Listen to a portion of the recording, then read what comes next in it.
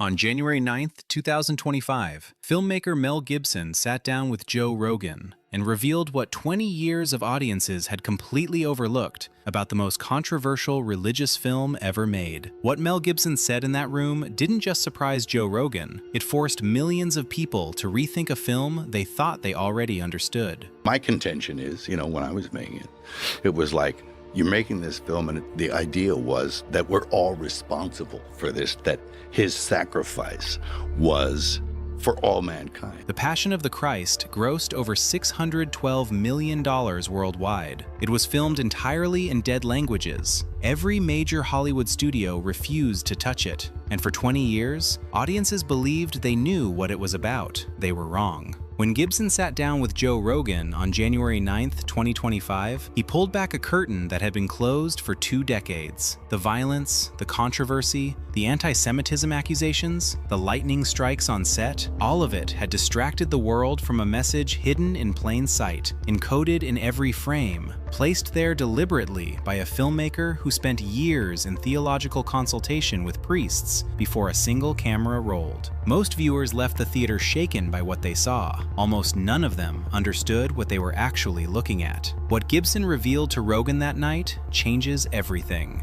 The story of how the Passion of the Christ came to exist is, in itself, one of the strangest origin stories in cinema history. And to understand what millions of viewers missed, you have to start at the beginning, not at the crucifixion, but at the collapse of a man. By the late 1990s, Mel Gibson was one of the most powerful people in Hollywood. Braveheart had won 5 Academy Awards, including Best Picture and Best Director. He was commanding tens of millions of dollars per film. He was, by every external measure, at the peak of his profession, and he was falling apart. Gibson has spoken openly, including on the Rogan episode, about the emptiness he felt during those years. The alcohol, the addiction, the sense that the rewards of Hollywood success were somehow accelerating an internal collapse, rather than preventing it. He has described appealing to a power outside himself as the thing that saved his life. "I don't think it's any secret that I'm flawed in my nature," he told Rogan. "Having been born an alcoholic, I did drugs, I did alcohol, and there was nothing that could stop me from doing that. That I was able to appeal to something beyond myself helped me stop. Out of that crisis came an obsession." Gibson began studying the final 12 hours of Jesus Christ's life with the intensity of a detective on a cold case. He consulted theologians. He read the 4 canonical Gospels in their original languages.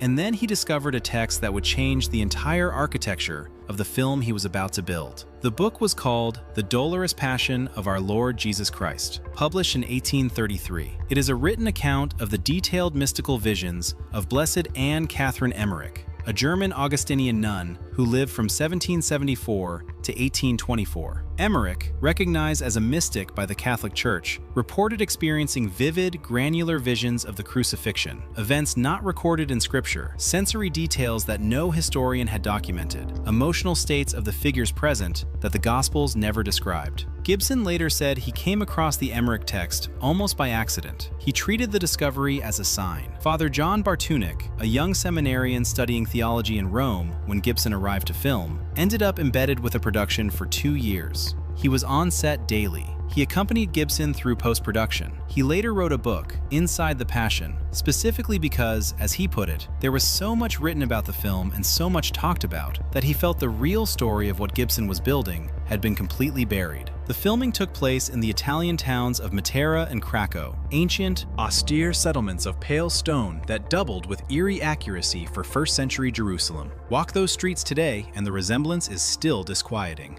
The light falls the same way. The stone absorbs heat and radiates it back in waves. During production, the cast and crew worked in temperatures that regularly exceeded 100 degrees in full period costume on uneven terrain. Latin Mass was celebrated every single morning before shooting began. Gibson attended without exception. Something was happening on that set that went beyond filmmaking. The production was approaching what Gibson believed was sacred territory, and he had designed every frame of the film accordingly. Here is where the story shifts. Because when Gibson told Joe Rogan that audiences had missed the point, he wasn't being falsely modest. he was being technically precise. The single greatest misunderstanding of the Passion of the Christ, the one that generated most of the controversy, most of the theological debate, and most of the hostile critical reviews, was this: people thought the violence was the point. It was not the point. The violence was the language. Gibson explained to Rogan that the graphic brutality of the film was never intended to shock audiences into reverence. It was designed to communicate something that words, even the words of the four gospel writers, could not adequately convey. The film, he said, was built around a question that had haunted him personally. What did it actually cost? Film is visceral, Gibson said during an earlier interview around the film's release. It has the power to draw you in and have you experience something on an emotional level that you may not be able to logically explain. The suffering depicted on screen is not a torture record. It is, according to Gibson and the theological framework he built the film around, a visual representation of what sin does to a human soul. Every wound, every cut, every blow. Each one represents not a Roman soldier's cruelty, but the accumulated weight of human failing across all of time. Father Bartunek put it plainly: the violence is what sin looks like from the inside. It destroys, it disfigures, it makes something beautiful unrecognizable. Most critics reviewed a war film. They were watching something else entirely. If you're finding this as gripping as we do, a like on this video genuinely helps us keep these investigations going. Now, the layer beneath the violence. Because Gibson didn't stop at one encoded message. He built the film as a theological document, and almost no one read it that way. Consider the figure of Satan. Throughout the film, the devil appears as an androgynous, pale, almost beautiful figure, played by Italian actress Rosalinda Celentano. No horns, no conventional darkness, an unsettling, calm, watching presence. Gibson made this choice deliberately. Evil, in his framework, is not ugly. It is a corruption of beauty. It presents itself as reasonable, as calm, as almost loving. The horror is not in the appearance. The horror is in what lies beneath. And then there is the scene that generated the most confusion, the one that audiences and critics couldn't make sense of. During the flagellation sequence, one of the most difficult scenes in the film to watch, Satan suddenly appears carrying a child. The child is distorted, wrong-looking, ugly in a way that is hard to define. The image appears for only moments before the film cuts back to the torture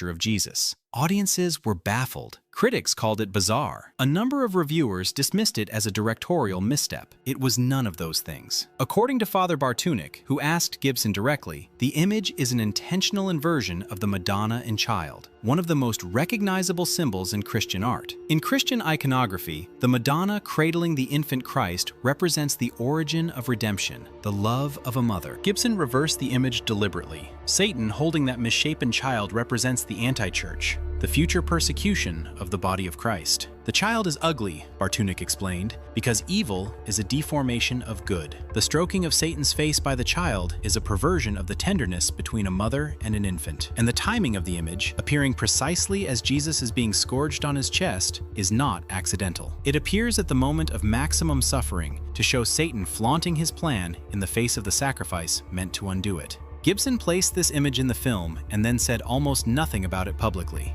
For For 20 years, it sat there, waiting for someone to ask. The second layer runs deeper. Notice something about Satan's position throughout the film. Gibson gave Father Bartunek very specific direction about this. In every scene of aggression toward Jesus, the arrest, the beating, the trial, the crucifixion itself, Satan is never in the foreground. Satan is always in the background, moving, watching, present but not principal. This was a theological statement about the nature of evil. Gibson's belief, encoded into the blocking and framing of the film, is that evil does not act directly. It motivates. It moves behind the scenes. The cruelty on screen is human. The engine behind it is something else. Always partially visible, always receding, always operative. Most viewers watched the human drama in the foreground and never registered the figure consistently positioned behind it. There is something quietly devastating about realizing that. An entire film's thesis expressed through camera placement, and almost no one caught it. The data was clear.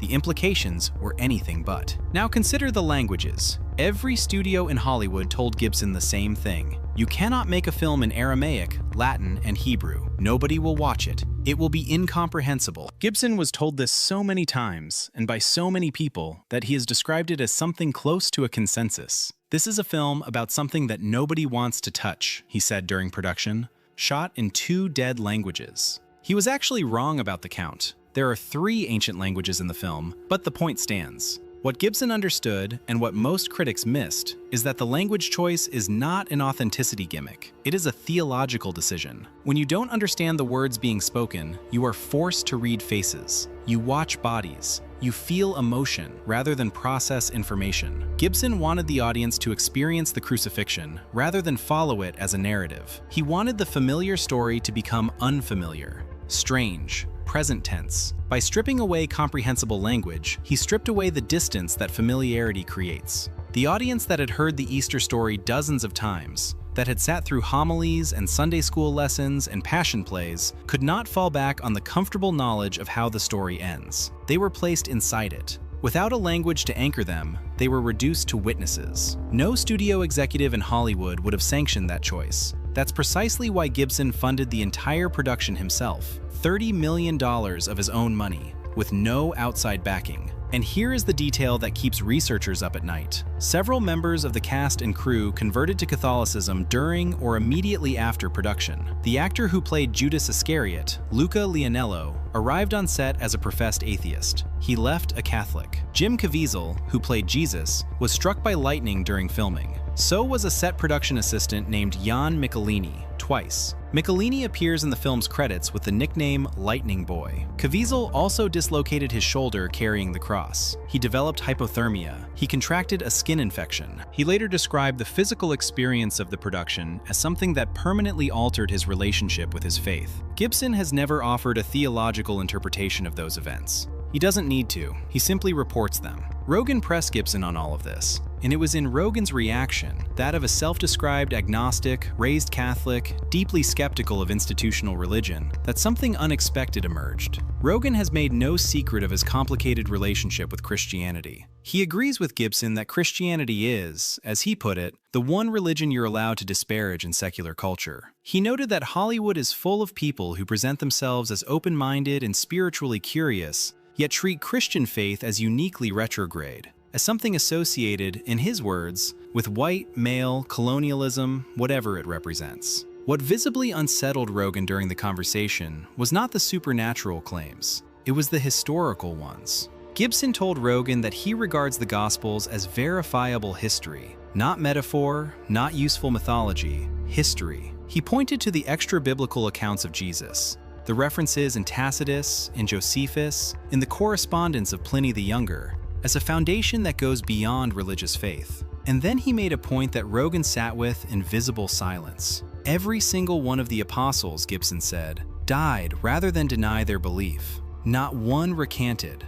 Not one, when faced with torture or execution, said, "We made it up. We invented a story. We constructed a movement around a man who was simply a teacher, and we can stop now, and we would like to live." None of them did that. Rogan, who approaches most subjects with the skepticism of a man trained in combat sports and devoted to empirical evidence, appeared genuinely struck by this. The argument is not a theological one. It is a historical one. People don't die for things they know to be lies. It requires the most faith and the most belief, Gibson said of the resurrection. But the behavior of those closest to the event, the people who were actually there, who had everything to lose and apparently nothing to gain, is a data point that sits outside the domain of theology. It sits inside the domain of human behavior. And human behavior, Rogan understands very well. Now we come to the revelation that Gibson delivered on the Rogan episode that most people are still processing. The Passion of the Christ was never, in Gibson's framing, a film about Jewish authorities and Roman soldiers and a man named Jesus of Nazareth.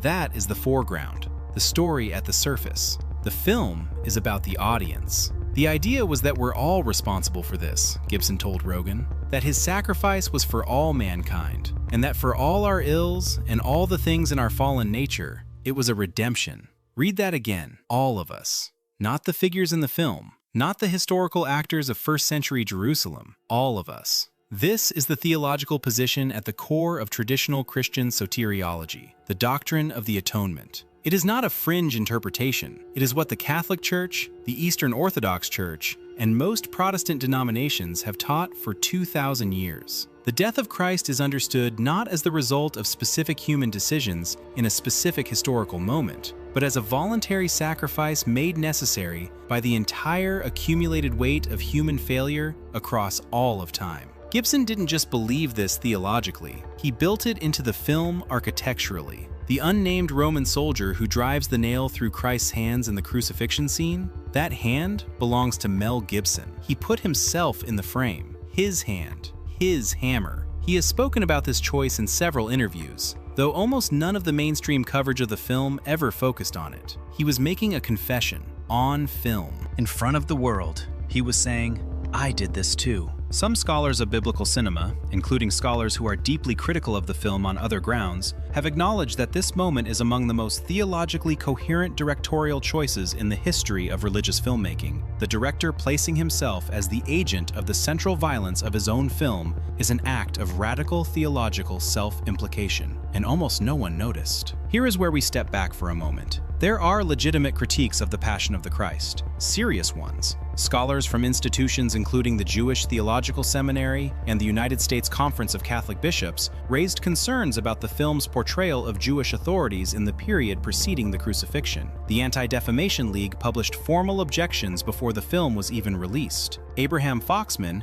then national director of the ADL, described the film as likely to fuel anti-Semitic sentiment. Gibson has never fully satisfied his critics on this point. His response, that the film shows multiple Jewish figures defending Jesus, that the Roman soldier who mocks Jesus as a Jew represents the most explicit bigotry in the film as an expression of Gentile cruelty, not Jewish failure, is a substantive argument, but not one that resolved the controversy. This matters. Not because it negates what the film is doing theologically, but because the controversy itself may have been part of what buried the film's deeper architecture. The debate about anti-Semitism became the dominant frame through which the film was discussed. And while that debate was happening, the encoded symbolism, the Emmerich-derived visual theology, the deliberate camera grammar, the personal confession embedded in the director's own hands, all of it sat beneath the surface, waiting. Now we arrive at what Gibson revealed on the Rogan episode that even most faith communities have not fully reckoned with. The sequel he has been developing for over 7 years,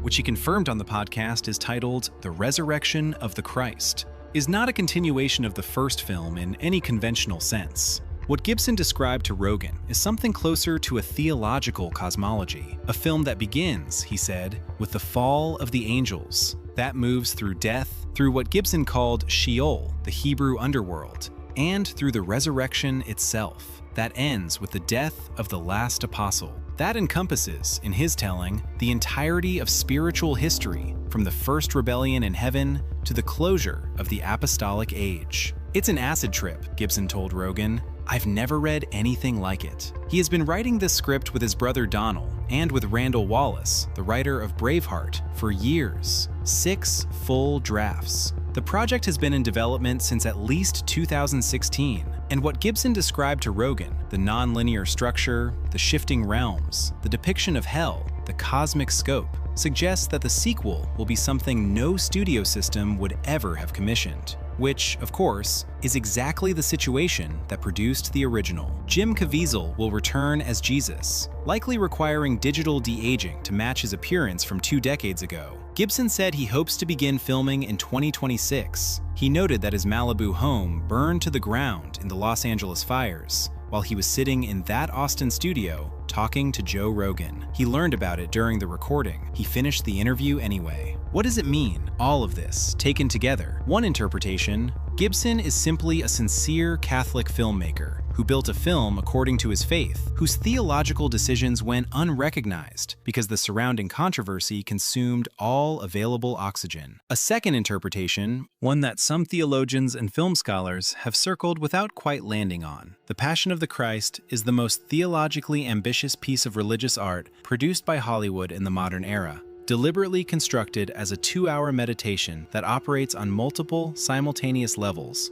most of which are invisible to viewers who approach it as a film rather than as a document. A third interpretation, the one that Gibson himself seems to believe and that his conversation with Rogan returned to repeatedly, is that the film was not entirely his idea, that the discovery of the Emmerich text felt like a summons, that the morning masses, the lightning strikes, the conversions of atheist cast members, the fact that a film that every studio refused to fund went on to become the highest-grossing independent film in cinema history, that none of this fits comfortably inside a framework of coincidence. Gibson does not claim divine authorship. He is too careful and too theologically precise for that. But he does not dismiss the pattern either. He reports it, and he lets the listener decide. That may be the most honest thing a filmmaker has ever said about his own work. The reason the Rogan conversation landed so hard, the reason clips from it have circulated widely, the reason it generated coverage across religious, secular, and entertainment media simultaneously, is not because Gibson said anything that hadn't been said before. The theology is ancient, the symbolism has been written about by scholars, the behind-the-scenes facts have been documented. The reason it landed is Rogan himself. Rogan is not a Christian apologist. He is not a faith communicator. He is a skeptic who built his platform on relentlessly questioning received wisdom in science, in politics, in medicine, in sport. When someone with that profile sits across from Mel Gibson and goes quiet, genuinely quiet, not podcast quiet, but actually quiet, and says, "I never thought about it that way," something passes between them that the audience can feel. What nobody missed, in the end, is the emotion.